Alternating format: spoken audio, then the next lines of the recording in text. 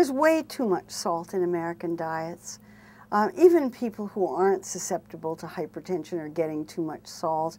And there's so much evidence that salt is related to high blood pressure, and high blood pressure is related to a whole host of chronic diseases, coronary heart disease, stroke, and so forth.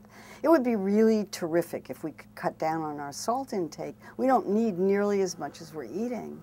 And the real problem with it is that nearly 80% of the salt in American diets is there before anybody has any choice about it. It's either in the processed food that we buy in the store, or it's in the restaurant food, or the pre-prepared meals that are outside.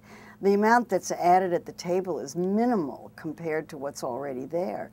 So what that means is that for somebody who wants to cut down on salt, you can't eat processed foods and you can't eat restaurant foods.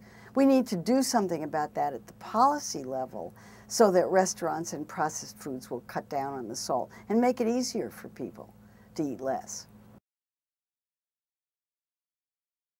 There's a lot going on in government right now, trying to work with food manufacturers and restaurants to cut down. New York City, for example, has a very quiet, under-the-table initiative to try to get the salt. Now, you see, the problem with salt is that if you're eating a lot of it, you don't notice the taste of it. You only notice the taste of it if you're not eating a lot of it. And so if everybody in the population was eating less, then the foods that are out there would taste terribly salty.